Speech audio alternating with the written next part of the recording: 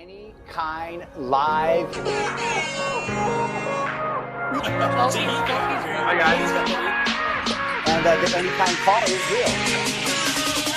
Getting kind of Any Kine. What kind of work is this, you two? The Beach Grit headline for this podcast is I hugged P. Mel from the back. Any Kine live. Look at the chain is out, gigantic. And he wants to land this in.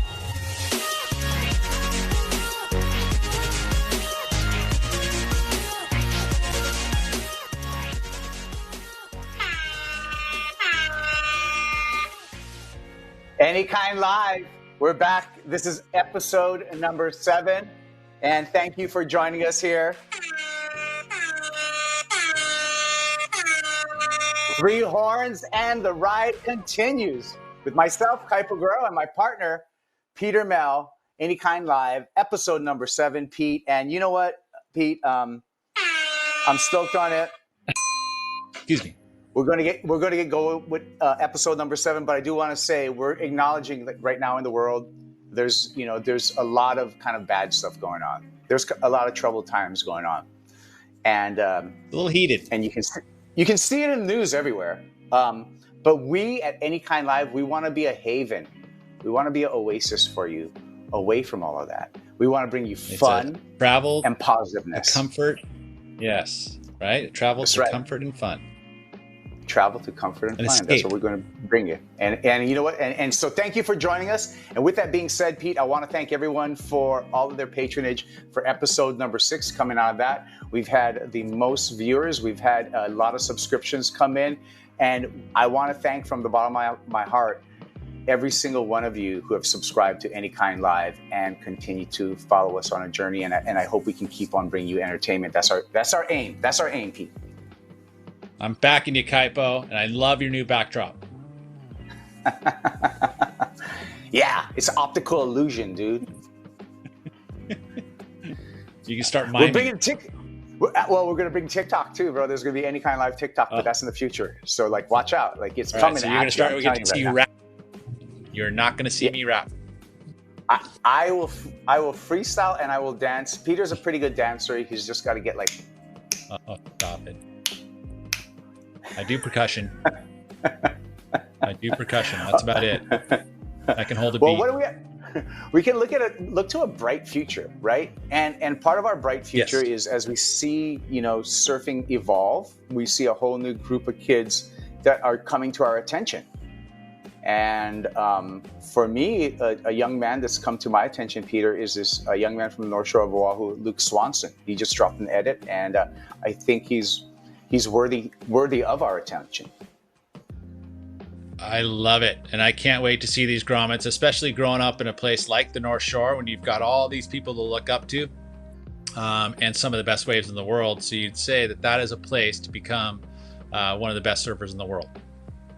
So, well, let's hear it, from a 16-year-old upstart who's just beginning his journey of pro surfing. I mean, we're kind of not at the end of our journey, but we've had a lot of years behind us. But let's see what the bright future looks like through the eyes of a teenager on the North Shore. Let's go to this Luke Swanson interview. Hey, there he is. Hey. All right, I'd like to welcome Any Kine Live. 3 horns for Luke Swanson. Luke, thank you for joining us here on Any Kine Live. How are you doing? I'm doing great. Thank you so much for the invite. Well, you've been putting out great content. We've been following you since, Hasa days, small grom days. But for the people who do not know Luke Swanson, tell us a little bit about yourself, your age, where you go to school, where you live. Just tell us about yourself. Yeah, so I live on the North Shore. I've lived on Oahu my whole life. I didn't move to the North Shore until about 8 or 9 years ago. But I'm homeschooled. I'm 16 years old, so kind of perfect setup for me being a surfer on the North Shore and being homeschooled. I love it. All right. Well, hey, Luke, I got a question for you. So you are actually ahead of the curve when it comes to schooling, because now, in midst of this Chinese pandemic, we have all the kids going to homeschool. So I think you're actually way ahead of the curve. as far as that? Yeah. What's your thoughts on that? You're used to it. I've been homeschooling since first grade. So at a very, very young age, my parents decided they wanted to just do the homeschool route. And it's really worked good, especially for my surfing.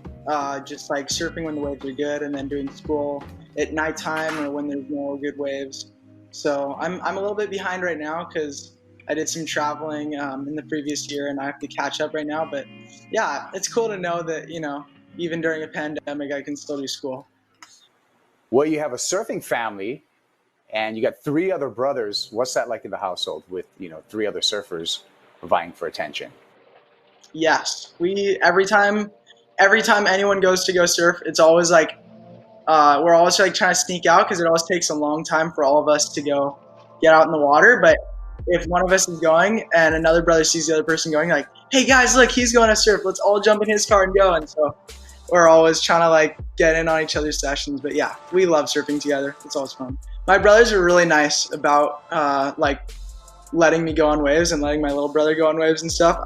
They're not like your normal brothers, but yeah, we get competitive for sure. So you're North Shore right now, but we're going to transition into the South Shore. So what's your thoughts about, coming to the other side of the island and surfing town? Yeah, come summertime, pretty much every year we always go out there and make our little journeys to Kiwalos and Bowls and that whole area.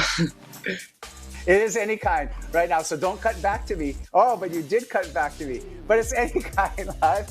I was just working on my background and it didn't quite work out. So I'm going to kill it right now. We're just going to go to straight black for the interview. Where are you traveling when we talk about, you getting caught up with your homeschool? Yeah. In October, I went to the Waco BSR wave pool for the Rip Curl Grom Search. So I was there for a couple days. Competing in that, which was a crazy good time. I would never. Hey, there he is. Hey, other brothers. surf sessions, but yeah, we love surfing together. It's always fun. My brothers are really nice about like letting me go on waves and letting my little brother go on waves and stuff. They're not like your normal brothers, but yeah, we get competitive for sure. So you're North Shore right now, but we're going to transition into the South Shore. So what's your thoughts about, coming to the other side of the island and surfing town? Yeah, come summertime, pretty much every year we always go out there and make our little journeys to Kiwalos and Bowls and that whole area. It is any kind right now, so don't cut back to me. Where are you traveling when we talk about, you getting caught up with your homeschool? Yeah, in October, I went to the Waco BSR wave pool for the Rip Curl Grom Search. So I was there for a couple days, competing in that, which was a crazy good time. I would never have dreamed of that when I was just a little kid. So being there and doing that was awesome. And then just a couple days after that finished, I flew to Portugal for the Quicksilver Young Guns final. And that was like almost 2 weeks long. So I did a little bit of traveling then. And then I went to Tahiti for about 3 weeks in February into March. So a little bit of traveling, but it was all amazing. And I've always enjoyed traveling, so I loved all of it. I haven't been to Waco. I would love to go. I'm going to plan on getting out there. Lisbon, Portugal, all the beaches there. One of my favorite places in the entire world, Luke, as far as the culture, the people, the food, and the waves. And then, of course, Tahiti is just like Hawaii. Gosh, old Hawaii, probably hundreds of years ago. And so it's one of my other favorite place there. But speaking of Hawaii, we've had an outstanding spring here, and it looks like from your latest drop that you've been enjoying some of the waves that we've been having here in the springtime. Oh yeah, well thank you. I've never really seen a springtime like this. It's just been consistent and super fun and good conditions, even sort of right now. So I've been trying to surf like every day, and especially because we're allowed to go surf during quarantine, I'm just trying to soak it all in right now. And yeah, I love it. I mean, usually I'm traveling about right now to go to California, so there being waves, I'm not really this is the best way I can spend my time. Okay, well, great, because that was going to be my next question to you. What's happening in amateur surfing right now? Typically, all of our Hawaii kids would be over for the NSSA Nationals and for Surfing America. What is the status of amateur surfing in the U.S.? Yeah, it's all the same with even the highest level. Everyone's just kind of on pause right now. So for myself, I'm just surfing and waiting till they, change the restrictions and open up surf contests and certain beaches again. As far as I'm concerned right now, I won't be traveling, but that could change. I'm not sure exactly what all the different states are looking like, but I'm pretty sure that all kids are just kind of on pause with contests. So we're just trying to free surf whenever we can. As everyone is. We're on a pause right now. We don't know what's going to happen. What do you think is going to happen with pro surfing? I mean, you're just at the beginning of your potential pro career. What do you think is going to happen with pro surfing? Yeah, right now is a crazy time because not only is it like there's a break on contests at the moment, but a lot could be changing with the Olympics coming into play and wave pools on the rise. I think wave pools are really cool. That's like just in my mind, that's kind of where I see some of surfing going and becoming more professional. And wave pools are these perfect waves that are consistent every time. They're the same thing, and so you can kind of get this perfect fair playing field for everyone. And I really like wave pools. I know some people would rather stick to ocean for contests, and I'm fine with that too. But I would love to see more contests in wave pools, in my opinion. You know what? I like that. I like that a lot. That shows me, young man, confidence in your ability. Because when we look at the CT, one of the few guys that likes wave pools and he's okay with it, and he's like, bring it on because it's an even playing ground. I'm going to really show my skills, is Gabe Medina. And he's gone on record saying that, where he's just like, you know what? I like it. Like, let's do it. Like, there's no chance. There's no like randomness. Viewers sometimes, they get a little tired of seeing the same wave over and over again. But I think some new wave pool technologies that we can mix that up and make it more exciting with a variety of waves, and maybe not as long as like the Surf Ranch, which is just like a super long wave. Like the BSR, I find that stuff really exciting because like most of the waves I surf are very short and punchy like that. Lastly, Ross Williams. He's going to be on our next show as a guest, and I think he plays a part in your life. What's Ross Williams do with you? Yeah, since about the end of last year, end of 2019, I started working with him, and he's been coaching me at contests, a lot of preparatory stuff with that, and then also just all together my technique, what I'm thinking about when I'm going out on my average surf session, just making everything count, and then just boards, dimensions, where I'm going to go surf. I talk to him about everything. I'm pretty much just an open book with him, and it's been super awesome to work with him. Well, you couldn't have a better guy in your corner other than Ross Williams. Proof's in the pudding with that gentleman, both on his own career and the careers that he's helped within surfing as a coach. So thank you for joining us. Thank you so much. All right. Have a good one, Luke. Have a good one. Thank you. I love it. I love it. You know why I love it, Pete?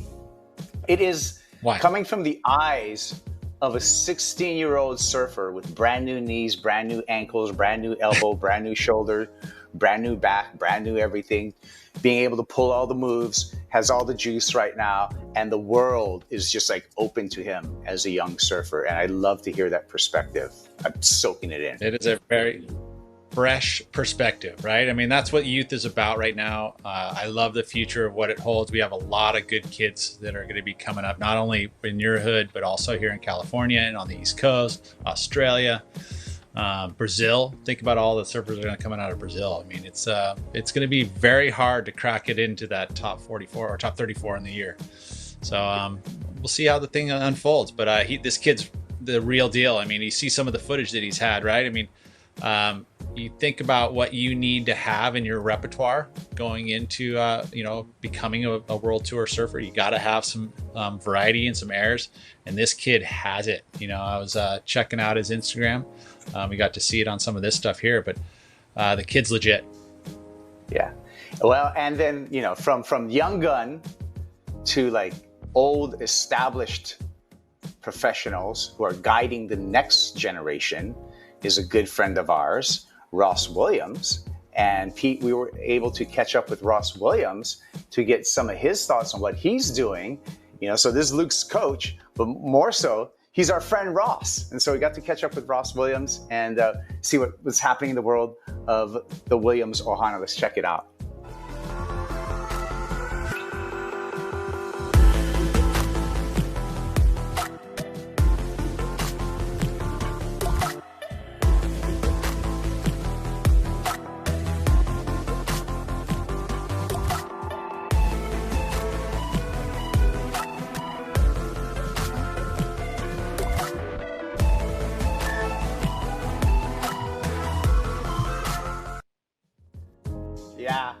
Yeah. There you go.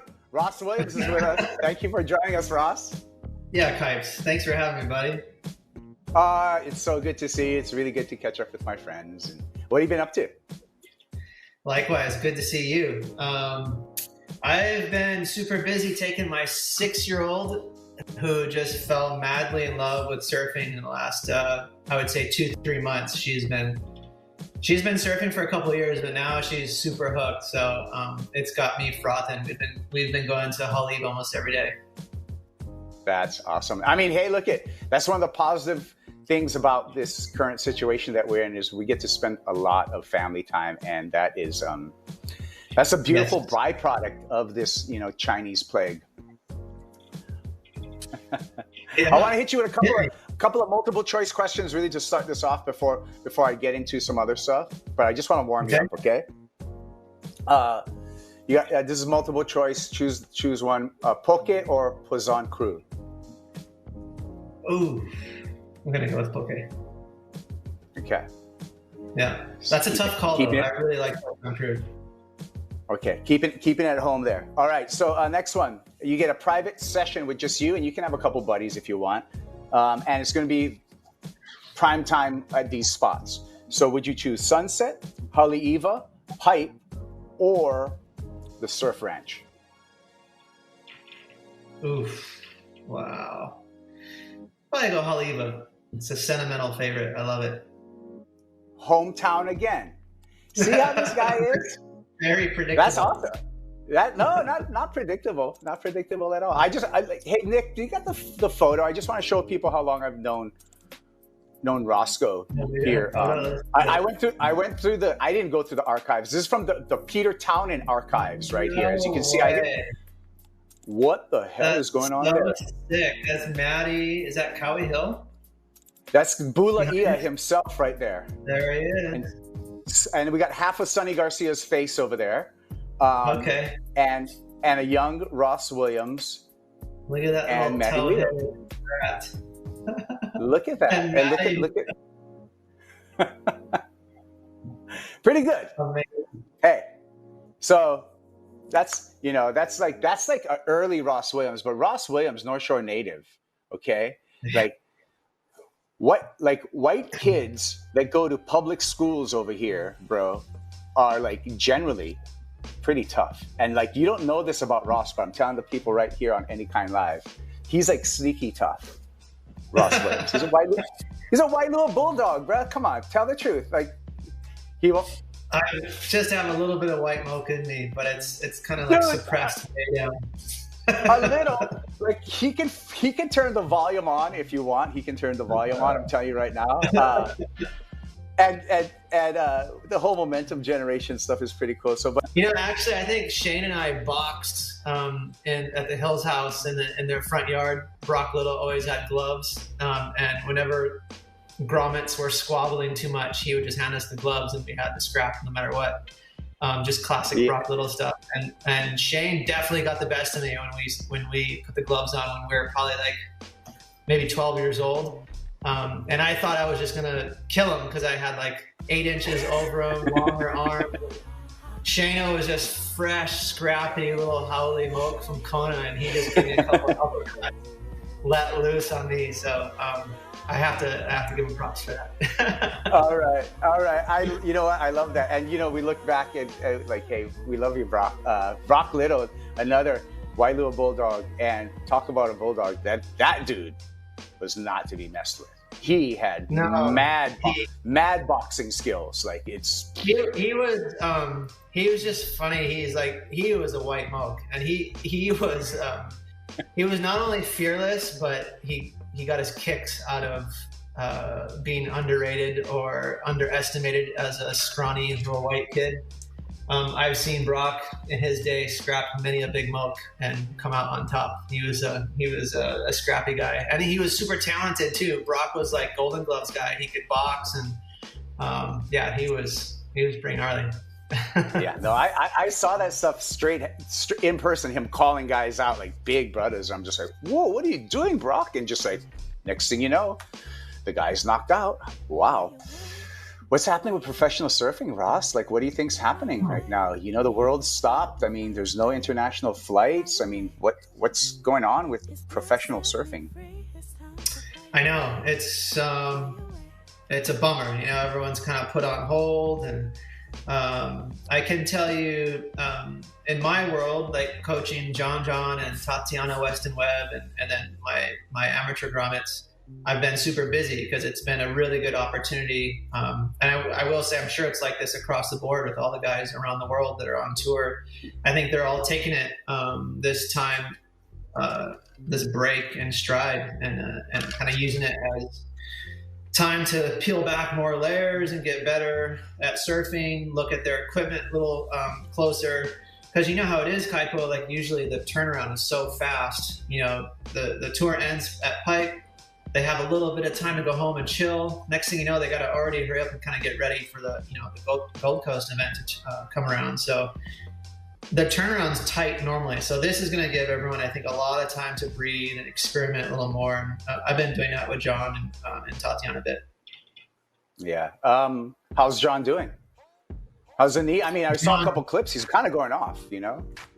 John's doing really good. I mean, he was ready to go for the Gold Coast, but these extra few months, and now he's 100%. But he, that was that time off really let him heal 100%. So his knee looks awesome. He's super strong.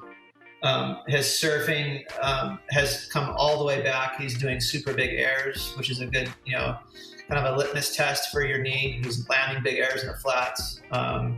And he's been riding his bike a lot. So his legs are definitely as strong as they've ever been. John's looking great. That is awesome. So this is Any Kine Live breaking news. John John Florence is 100%. You heard it here first on Any Kine Live. WSL's been utilizing the vault. There's been some old competitions coming up, as well as a lot of reruns of Poor Specimen projects, Taylor Steele videos. And so there's actually been more Ross Williams, on the WSL site than say Jeremy Flores or Ace Buchan as of lately. Are you having like new kind of fame? Have you found like a second wind of surf? People are Kaipo. That means that our surf world is very desperate right now. We're bringing out movies that used to be played in VHS, with cassettes. That means that we're digging down deep right now. But honestly, it's fun. I love it. Like, and plus Taylor Steele is like, the guy is so fun and cool and interesting. So he's been on a lot of interviews with Taylor. So I've been having fun watching him too. Hearing his perspective on shooting all of us Rugrats when we were kids too. So I don't know, it's fun to look back. I actually think that this is a testament to how ahead of his time Taylor Steele was. When you look at some of those videos, you have to remember this is like VHS days, that he was putting this stuff together and editing it on like two VHS machines, right? Or whatever, like the Yeah, video. Video. His first camera that for momentum was a Canon L2 or something like that. You know, it was the kind of had the. I'm probably getting the name wrong. But yeah, it was like the mini tapes, the digi tapes. I don't know what the name of the editing bay or, you know, the machines he had and all that, but it was pretty, I mean, it was cutting edge for back then. It was right when everyone was switching from shooting 16 mil to video. Taylor was, you know, one of the first to really utilize it and burn hours and hours and hours of time on the beach, and it wasn't a big deal. Whereas before, the Jack McCoys and all the legends of, you know, the surf movie world, it was precious. You know, they had to really set up their 16 mil cameras, and burning film was a big deal. So that was kind of a new era when someone like Taylor could, just spend all that time on the beach and film a million wipeouts and really shitty waves, and it was no big deal because it was a little easier to film back then. Yeah, and he did an incredible job with soundtracks. I mean, that's one of the things like I appreciate too, going back and watching those films, is like his soundtracks, like he helped music as much as he did surfing, if you really think about it, you know? I mean, he broke a lot of bands. That was a really cool era, Ross Williams. Absolutely, yeah. He put punk on the map for our surf world, with No Effects and Sprung Monkey and all those bands. You know, he definitely helped them kind of make a name for themselves, and it worked. The synergy was good because it was nice and raw, and that's how Taylor's movies were. You know, they were raw. It was just guys like Rob Machado surfing their home breaks, and that was kind of the vibe of those first few movies. You know, where I think it was approachable for kids, and the music, that punk rock music, really fit into that whole kind of vibe. Yeah, that was really cool. Well, we talked about John and Tatiana that you're working with, but you have another group of youngsters coming up. You got a pretty strong amateur squad. Who are some of the AMs that you're working with? Absolutely. I got Luke Swanson and Betty Lou Sakura Johnson. They're both amazing surfers. I also coach Wyatt McHale too. I got a good little team there, and they're all, friends of mine. They live nearby. So we got really good energy going. And now that we can kind of hang out at the beach again, going back on the beach and videoing them and spending some time, not just on like kind of video conference calls and getting clips sent back and forth, which has been kind of fun actually during this quarantine. But now that everything's kind of easing up again, we're heading back down to the beach and doing it a little more traditional vibe. But yeah, those Luke and Sakura are both monsters. They're going to be gnarly in our surf world over the next 10, 20 years. Yeah, I got to agree with you right there. It's I'm thinking both of them have CT potential, both on the women's and men's sides, and it won't be too long before we see them, I think, on the big show, because they have the full package. But speaking of Luke Swanson, we talked to Luke Swanson earlier. We had an interview with him, but he's just dropped a nice little clip that he put together in the springtime in Hawaii. And I'd like you to break that clip down with us, taking a look at Luke Swanson's first kind of full-blown edit. Luke is my neighbor. He lives here in Pupukea, and he's just turned 16 not too long ago. So he's really young still, but he is one of the most dedicated surfers I've ever met. He is just he's really smart. He's got a good family, so he's really mellow, he's humble. But he's also really technical. The kid loves to take a deep dive into his clips, and he's really, really determined. But you can see, obviously, he's got all the errors too. He's got a cool cement bowl that his dad built for him on his property. So he's got a good skate background, and you can tell he's really comfortable in the air. Oh, I did not know he had the cement bowl up there, but it's showing. I mean, I'm so impressed with this youngster. Competition and free surfing are two different things, but gosh, on the pure talent part right here, illustrated, I think he's got the talent. He's got the moves. Yeah, he's His strengths is definitely his air, his airs. He's really comfortable in the air. We don't even really talk about his airs. You know, he's already so good at it.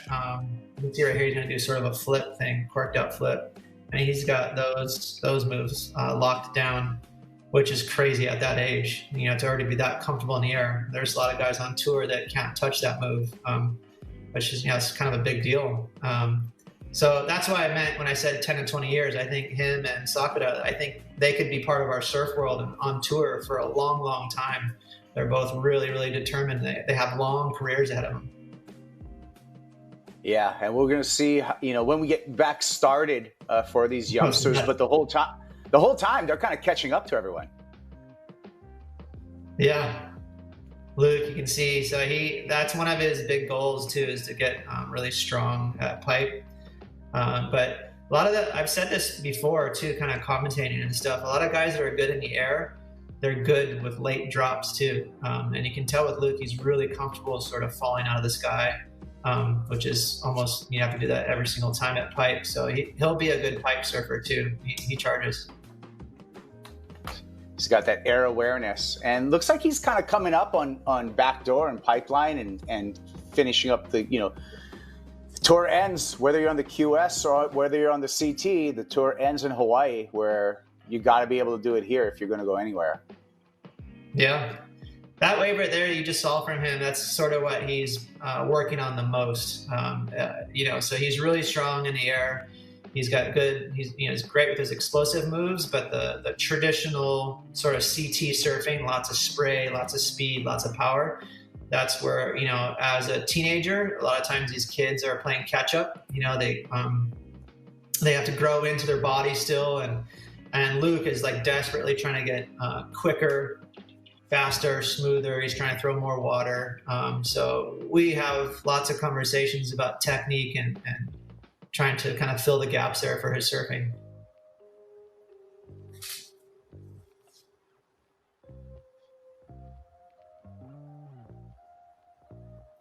Yeah, I mean, we speak pretty much every day. And a lot of times his dad will go film him and he'll send me clips at least, you know, once or twice a week. And we'll go over them together. And we already kind of have a list of things that we're working on. So we hit on those all the time and make sure that he's kind of, you know, continuing on that path. But, you know, on any particular session, because it could be somewhere like pipe or it could be beach breaks, you know, sometimes we talk about different stuff, but there's a like kind of a hit list of things that we're really trying to work on for his surfing. Granted, he's 16, he's still a skinny teenager. You know, we're not getting too technical, but you know, he is smart. That kid is smart and he's really motivated. Yeah, big future, and he's gonna. I feel he's gonna have a chance to maybe highlight his skills this year. It's a unusual year. I'm hoping, Ross, that we at least have the Triple Crown, even if it's a specialty event, you know, and like kind of a trifecta series, and start the ball rolling there. Even you know, if we're not able to have the whole world here in Hawaii, I don't think we can give up. Sure. You know. Those permits and you want to air those events. What are your thoughts on like when we're going to actually restart professional surfing? Yeah, I agree with you, Kaipo. I think obviously the appetite is there. You know, we're all ready to watch competitive basketball, football, surfing, you know, like it's sports. I don't think we all realized how much it's a part of our life until it was taken away. And surfing's no exception. You know, it's the same thing. So as long as it's safe, you know, and we're not like putting people in danger as far as crowds and spectators, I think I'm with you. I think for sure they'll have some exhibitions and some, hopefully some big events like the Pipe Masters. And if it's, I don't know, you know, we would just be speculating, but if they can't do, you know, pull off the year with ratings and world championships, they'll definitely, I think as long as we can pull it off with the crowds and figure all that stuff out, it'd be really cool. I mean, we would all tune in to watch the Pipe Masters or watch a contest at the Kelly Slater's Surf Ranch. Yeah, I think people are psyching and ready for some events. Yeah, and The beach crowds are one thing, but in the age of broadcast, it's like we can be as safe as possible and just like say, hey, don't come down to the beach. Watch it, watch it live on the internet. Get the replays, get the breakdown, get the slow motions. Like you're going to get it all. You're actually going to get it better, through the broadcast. So we'll see what happens there. But I'm hoping we're back up soon, and doing what we do. The cool thing too is I think it's actually kind of rad because there's so much pressure on all these surfers when it means the world title, when it means ratings and money. So now that, in a cool way, it would be a chance for everyone to let their hair down more and be a little more loose and not worry about, having a bad result counting towards your world title or qualification. So it'd be kind of cool to see a bunch of events go down this year that had no meaning as far as world title race and all that stuff, because everyone would be a little more loose. Also, we can experiment with, how they're talking about tweaking in the world title race at the end with, that big crescendo with one event. So this is a year, let's do it. Hey, when will we ever have this chance again to just kind of play with it, try some new criterias, and have the guys just kind of let loose. Yeah, I love it. And I agree with you. I mean, we can definitely fast forward as far as formats this year because we can experiment. We can still have the Triple Crown as a standalone event. All three events weighted equally. It's not a world title. It's still a Triple Crown. You still do it, Right. and because who's going to turn away Haliva, Sunset, Pipeline? Let's do it. Yeah, and if there's no world title this year, that's a good point, Kaipo. I mean, that's kind of everyone always compares a world title with a Triple Crown title. That's going to have a lot of weight this year if that's the one title out there that you can win. Yeah, and you know what? And I'm crossing my fingers that we have things in control by then. Things have been looking up here in Hawaii. I wish the best of the rest of the world right now. But thank you, Ross, for joining us. Thank you for breaking everything down. This has been a really enjoyable time with you, my friend. Thanks, Kaipo. Thanks for having me. And please say hello to the Condor. And stoked. It's been fun watching you guys. I've been seeing your guys' shows, and they're really fun to watch. Brother Nick is the maestro behind the keyboard there. And I love that you have that photo of me and you too when we were at Mini Grom. So that just shows how long we've been friends. And I absolutely love it. That was very cool.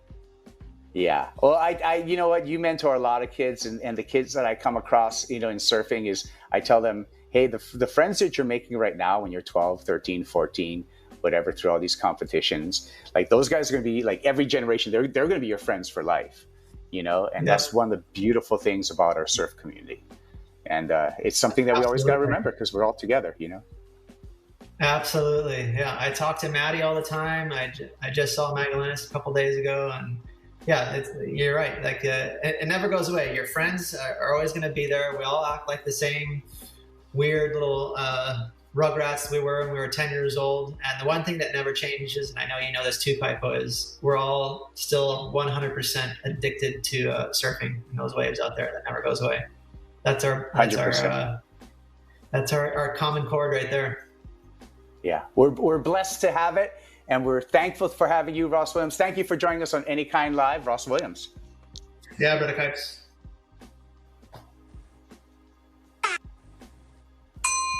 There you go. Pete, our conversation with our old friend, Ross Williams. And it was nice catching up with Ross and getting some of his insight. I love the photo, too, of you guys as grommets. I mean, that was probably at the same period when I came to Hawaii for my first time and met you, Sonny, all those gnarly Hawaiians that you guys, I mean, that's just awesome memories just to recall. I mean, shoot, that was when we were, 14? You were probably 16, right? 15, 16? Yeah. I mean, easy stuff. Yeah, and for the record, every single person in that photo, and including Peter Mel in this conversation, outgrew me. I peaked at 16. I hit puberty super early. I was like this big kid, like in the juniors and shit. Like I thought I could run stuff, and then everybody got. You know what? You kept good luck. You kept your good looks. That's all that matters. Oh, man. So that was awesome catching up with Ross, Pete. Yeah, It's good to have his perspective on what the tour's entailing now. Like, there is no tour, right? So what are you going to do? They're going to work hard at getting better.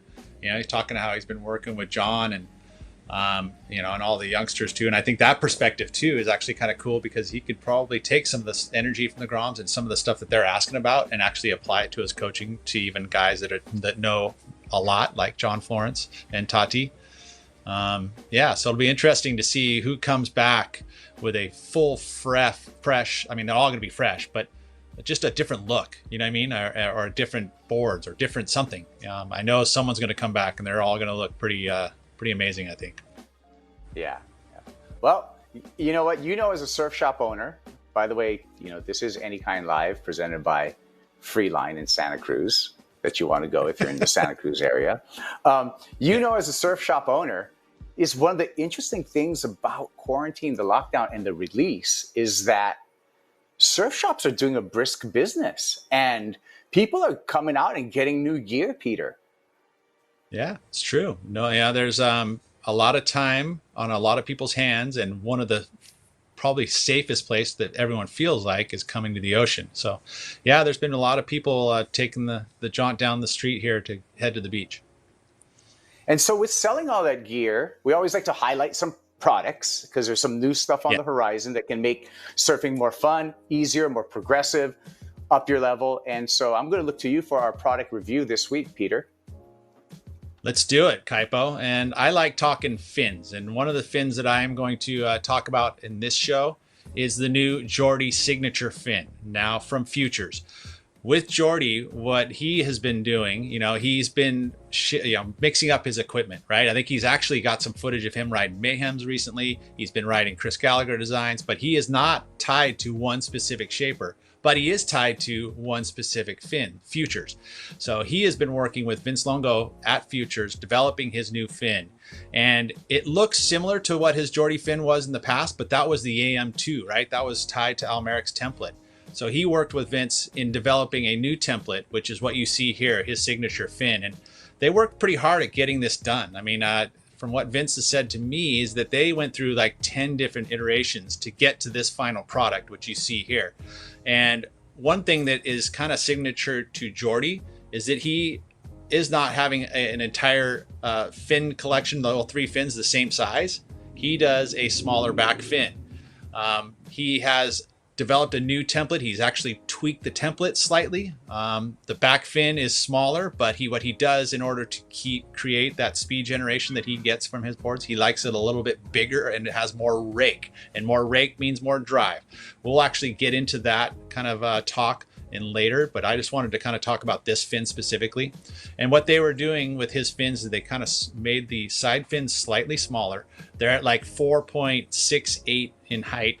His back fin's at 4.49, which is actually slightly bigger than what the AM2s were. So he's kind of been moving around. The way he described it to me is like he was, you know, it's like a mullet. So his fins are designed to be kind of like a mullet.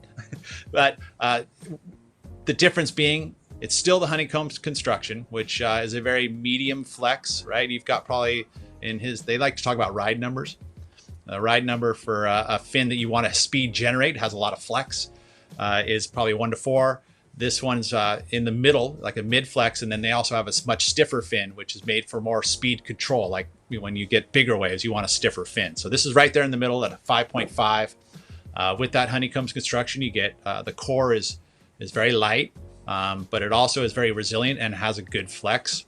So this fin has been a very long time in development in the off season. So Jordy's been doing that, working in Hawaii to kind of develop this fin, although now he's in Africa. But it just launched. It's got some pretty darn cool colors. You got that black and white camo, and I'm waiting for my set. But I'll tell you, this is a good fin, and I love that Jordy has put so much extra time, and it actually is one that he's put on all these different boards. And you know, whether it be a Mayhem or whether it be a Chris Gallagher, and he has said that he loves them, and he puts them in every one of his boards. Yeah. Well, one thing you can learn from some of the world's best surfers who we get to hang around with, and designers as well, is when it comes to fins, to have a pair of fins that's consistent, your favorite set of fins, and to keep to that set of fins when you're switching through board takes out that, that variable. And so you can really tune in equipment that way if you keep your fins consistent. And then another thing I heard from you, Peter, is the mullet. The mullet analogy is perfect. Well, because to me, it's like business in the front. Okay, the front two fins are business, and then party in the back, bro. You know what I mean? Yeah. The little back fin is a little bit more of the party, dude. He's going to loosen it up. I'm a little smaller than you front dudes. And if we look at the history of fins, we can look at Al Merrick's templates are mullets, if you will, where the front fins are bigger than the back fin. Kelly Slater's ever popular K2.1, that iconic Slater fin. That thing was big in the front, party in the back, dude. They're doing different jobs too, right? If you think about the front fins are doing one job, back fins doing another, so they don't have to be exactly the same. When Simon developed the thruster, that was something that he came into his mind. He did that, but this is where you're seeing the refinement happening. And I think that we can go into a whole another can of worms with foil. Yeah. But I think at one point we're going to have to bring in, Vince Longo from Futures in here on Any Kine Live and get his perspective. He is definitely a mad scientist. I mean, I look at the measurements of these fins, right? He's got the area of each fin, like 15.92 is the area of the front fins. The back fins 15.29. It's literally to the micron. So it's awesome. I think that we're going to see more technology happening. He said he's been working on some new fins with John. So they're developing a whole new program, which I think will be in the future. He just now recently signed on Jack Robinson, Ethan Ewing from Australia. So they're going to be developing some fins too. So more to come from Futures. And more to come from Any Kine Live, where we will, I promise you folks, keep on watching. Remember, subscribe to us, smash that thumbs up, because we're going to bring you a fin episode of Any Kine Live, and we're going to dedicate that just to fins because it's so interesting. These are like airplane wings, right? They're like foil, template, toe, cant, all these things, placement that can change your fins. Look at you. You know your stuff, yeah? It's all those years selling FCS. 12 years, man, before they canned me. But I learned a lot about fins. I know a lot about fins.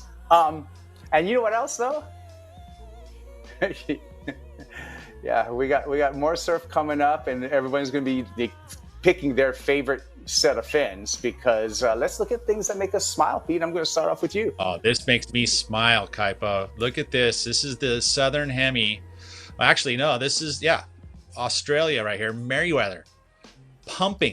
And that has been some of the footage that we've been able to see recently is the east coast of Australia looking like Hawaii. Bombing surf, and they've had bombing surf down there because of this right here, the blobs. Yeah, this was this is actually tonight's map, right? And if you can see there, it is active in the southern hemisphere. This is the beginning of the season, and there's already swell in the water headed to you right now in Hawaii. There's swell headed here to the California coast, so we're gonna have it's already picking up.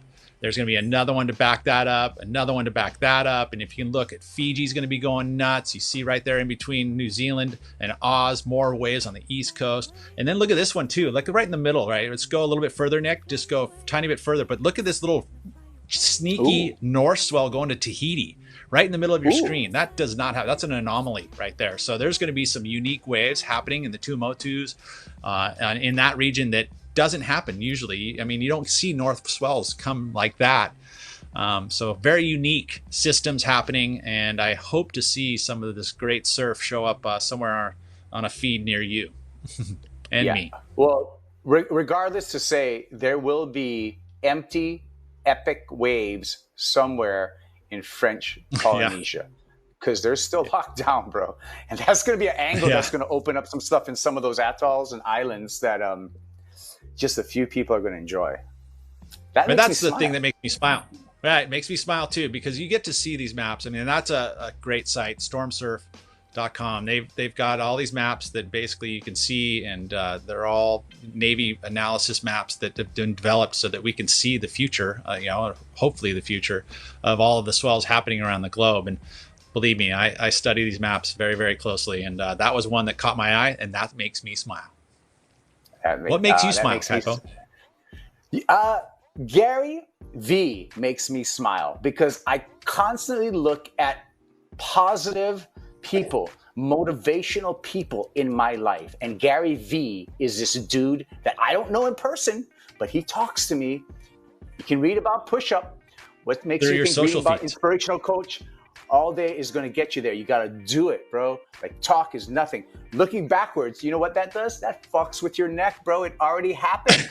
Don't look backward. So what? You got to get forward. You got to swing your chair around, right? Don't look back. You got to swing it, right? Never look backward. Only look forward. God gave us the eyes in the front, so we only look forward. Oh, that's what that means. We don't look back at what happened in the past. You know what I mean? Gary V, if you haven't checked him out, I look to him for daily inspiration. And yeah, he drops some knowledge. And you know what? In these times, I can always use a life coach.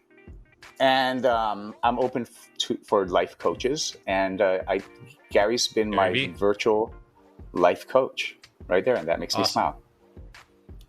Thank you, Kaipo. It makes me smile too. Yeah. And you know what else makes me smile? All of you people out there that watch Any Kine Live, you make me smile. So thank you so much. Keep on subscribing. Keep on smashing that thumbs up sign. Hit the little bell so that you get notifications when we are going live. If you miss it, that's cool. You can still watch us on YouTube and watch us and share us with your friends. And comment. DM me or Peter or comment on YouTube and give us your input. Tell us what you want to see. Tell us what you want to talk about.